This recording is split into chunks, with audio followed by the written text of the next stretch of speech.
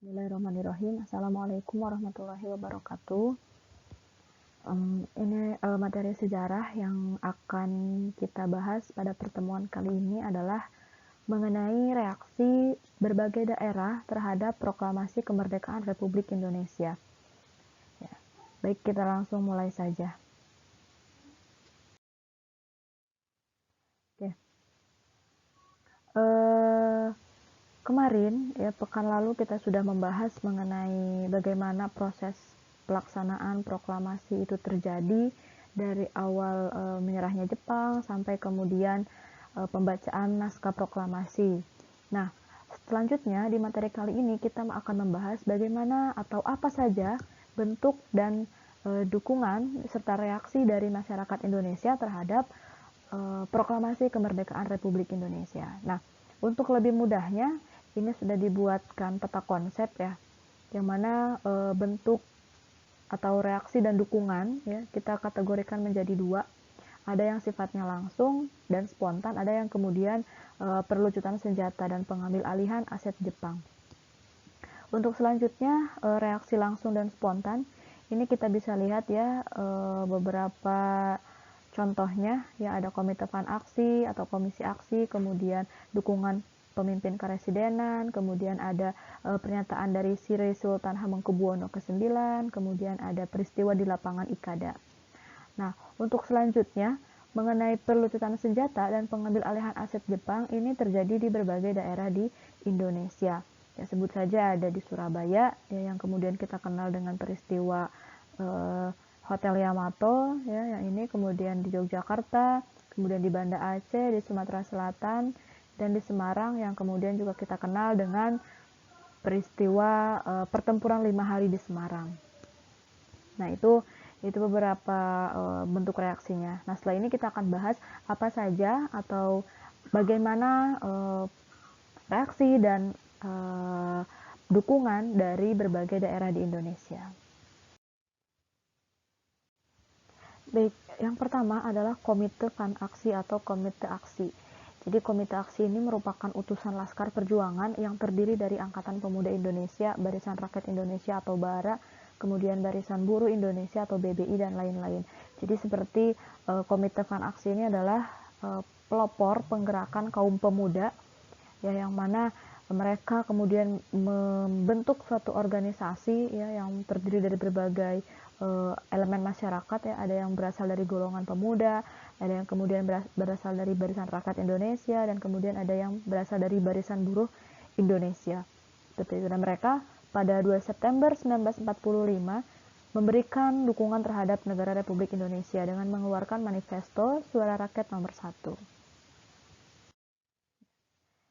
Yang kedua, dukungan dari pemimpin keresidenan. Jadi di bulan September 1945, beberapa pemimpin keresidenan di Jawa menyambut proklamasi kemerdekaan dengan menyatakan diri sebagai bagian dari pemerintahan Republik Indonesia dan mengancam akan melakukan tindakan keras terhadap segala tindakan yang menentang pemerintah Republik Indonesia. Ya, kemudian pegawai-pegawai Jepang yang dirumahkan dan dilarang memasuki kantor-kantor mereka. Seperti itulah dukungan dari pemimpin keresidenan. Mereka cukup keras menentang segala apapun tindak kekerasan yang ya tujuannya adalah menentang pemerintahan Republik Indonesia. Yang berikutnya adalah pernyataan dari Sri Sultan Hamengkubuwono ke-9. Seperti yang sudah kita ketahui bahwa daerah atau negeri Ngayogyakarta Hadiningrat yang bersifat kerajaan kemudian menjadi daerah istimewa di wilayah negara Indonesia. Itu adalah pernyataan dari Sri Sultan Hamengkubuwono ke-9.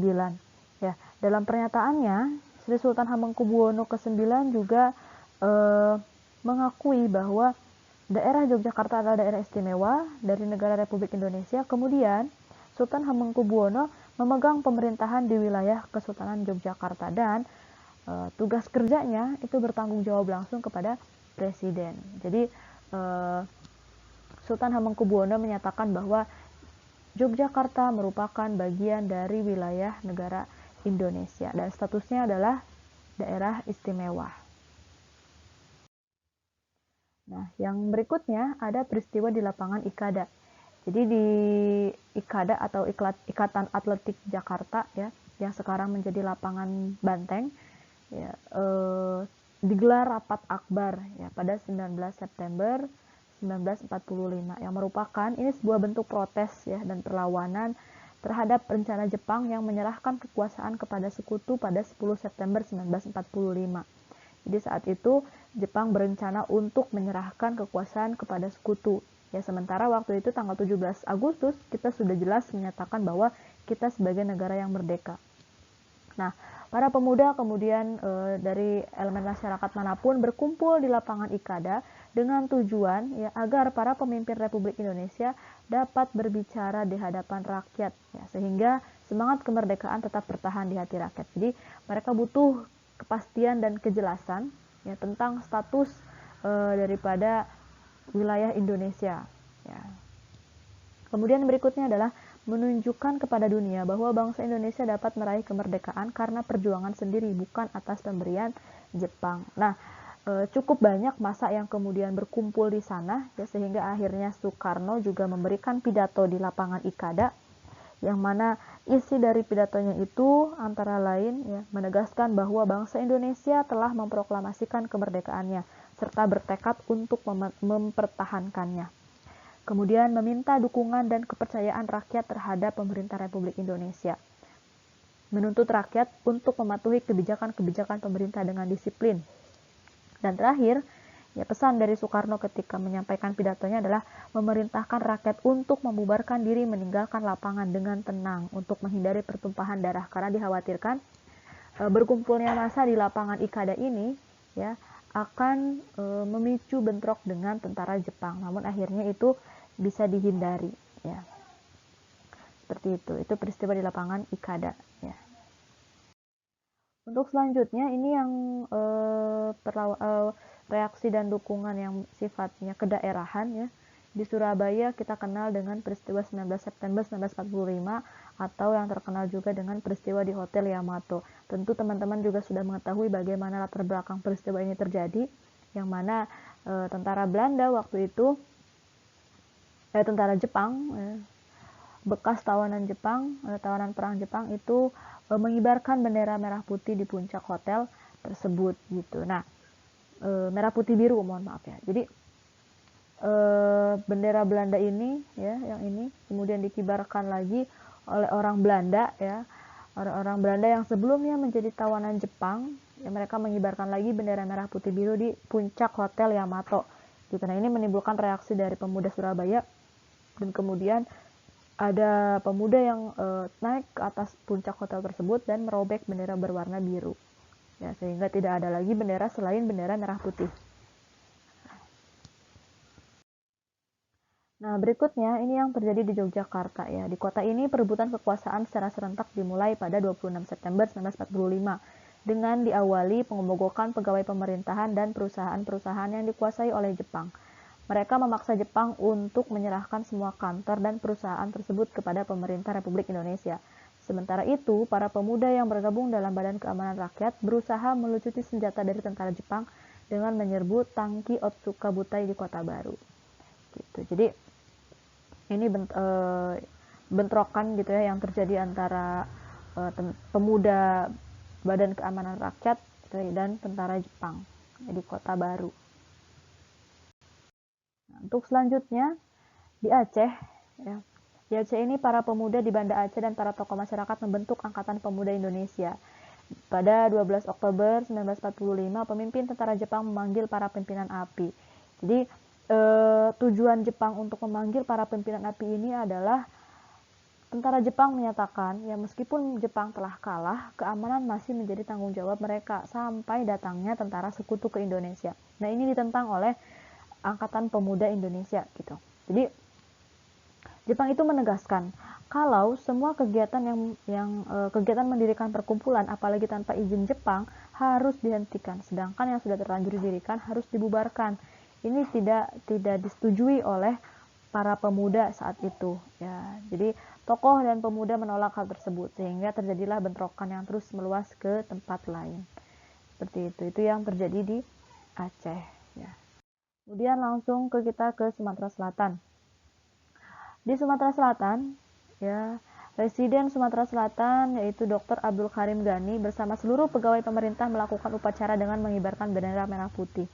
Diumumkan juga dalam upacara itu bahwa mulai saat itu seluruh Kepresidenan Palembang hanya akan tunduk kepada pemerintah Republik Indonesia. Jadi di sini tidak ada bentrok dengan tentara Jepang, ya, hanya sebuah pernyataan dari Residen Sumatera Selatan, ya, Dr. Abdul Karim Ghani, bahwa Sumatera Selatan, Kepresidenan Sumatera Selatan, Palembang, mohon maaf, hanya akan tunduk kepada pemerintah Republik Indonesia, bukan kepada Jepang. Ini pernyataan sikap. Kemudian yang terakhir ada pertempuran 5 hari di Semarang. Singkatnya, pertempuran 5 hari di Semarang ini adalah karena muncul desas-desus bahwa Jepang ya telah meracuni cadangan air minum penduduk Candi gitu. Nah, untuk memastikan kebenaran berita tersebut, ya, Dr. Karyadi sebagai kepala laboratorium ya melakukan pemeriksaan. Tapi saat memeriksa sumber air tersebut, ya Dr. Karyadi kemudian ditembak mati oleh tentara Jepang. Nah, inilah yang kemudian memicu kemarahan para pemuda gitu. Jadi para pemuda ingin membalaskan kematian dari Dr. Karyadi ya. Mereka menyerbu kantor-kantor pemerintah serta menangkap dan menawan setiap orang Jepang yang mereka jumpai ya. Jepang akhirnya membalas keesokan harinya dengan menyerang pos-pos pemuda. Nah, kemudian pertempuran ini bisa berakhir ketika pemimpin TKR atau Tentara Keamanan Rakyat berunding dengan pasukan Jepang. Ya, setelah itu dicapai kata sepakat ya setelah pasukan sekutu yaitu Inggris mendarat di Semarang. Ya, pasukan sekutu menawan dan melucuti senjata Jepang. Ya, dan untuk mengenang tindakan heroik para pemuda melawan Jepang, di Semarang didirikanlah Monumen Tugu Muda di Semarang. Ya, mungkin itu berbagai reaksi serta dukungan dari masyarakat Indonesia ketika kita baru saja mulai berdiri jadi sebuah negara.